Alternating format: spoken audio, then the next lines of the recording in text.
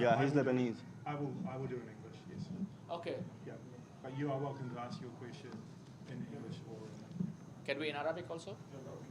yes. Would you mind answering it, asking it twice? One in English. Yes, okay. Thank you. Okay, Liam, we are ready. Come in. Stand by.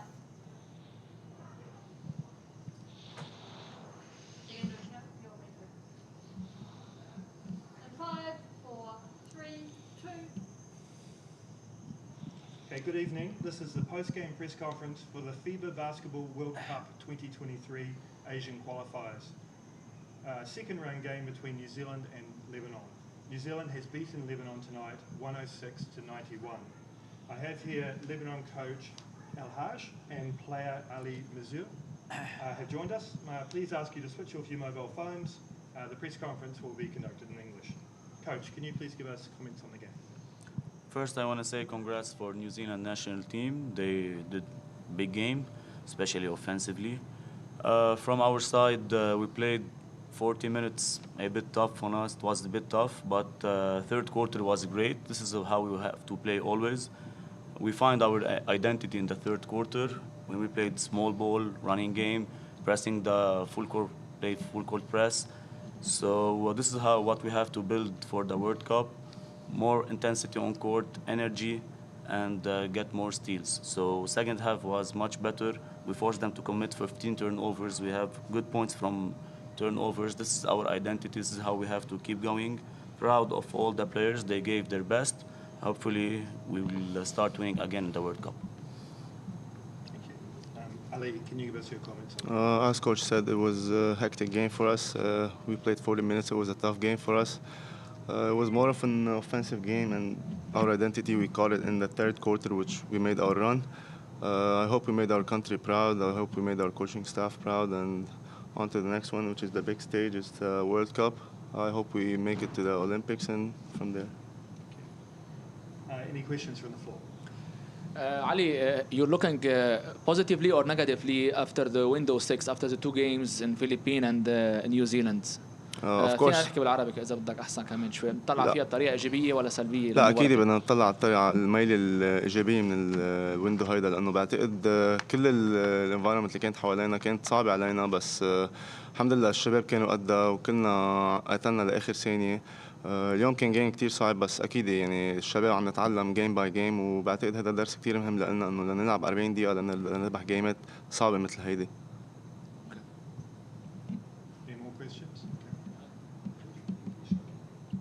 All right, thank you. This is the end of the first part of the press conference. We'll be back soon with New Zealand.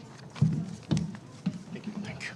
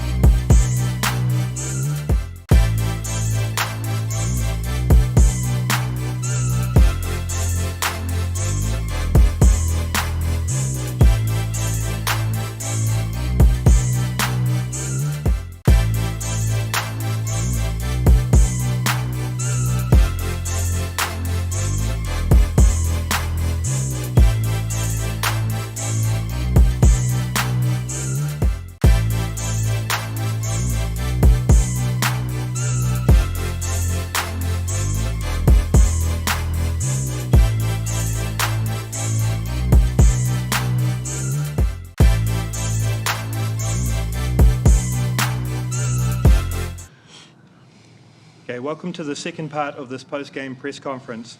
We now have with us from the New Zealand team, Coach Pero Cameron and player Isaac Fotu. Coach Cameron, can you please give us your comments about the game? Yeah, really tough game. They had a big travel kind of challenge for them, and they got in. And I felt they played really well, and they really tested the waters with us. We had a pretty good start, and we were unable to hang on to that lead, and we were able to run them down and get up 10, 15, 20 in the end. But commend them. But I also want to point out a great finish for our guys. Isaac, do you have any comments about the game? Yeah, it was definitely a tough game. It just felt good to get a win against a team like Lebanon. We've had troubles with them in the past few years. So it just felt good to get a win over a tough team like that, and take this confidence into World Cup preparations will be key, and we're feeling good about the game.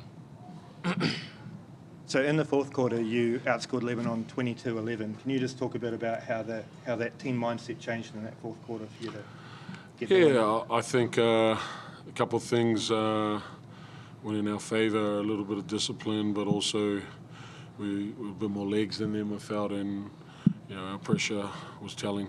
That was good. Obviously, having a weapon inside like Fotu down there to command a double team and get wide open shots in our wings and corners was also good. There's obviously a few things we need to work on, and the challenge that came from them in the third, and for us to respond that way was pleasing. There's a lot of things that we need to work on.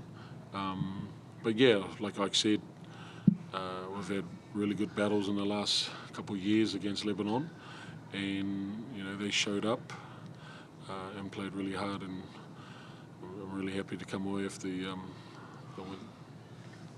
So what happens now with the Tall Blacks between now and the World Cup? We're waiting on a draw, so we all disperse tomorrow, and I think the draw is in April, and that will determine where and what we do for preparation. We are kind of putting in a bit of a blueprint and planning around where we would travel and play and train, and get that campaign all ready. But the most important thing is to see the draw. That's not till mid to late April. Great, thank you. Awesome. Thanks, guys. Thanks. Press conference is over.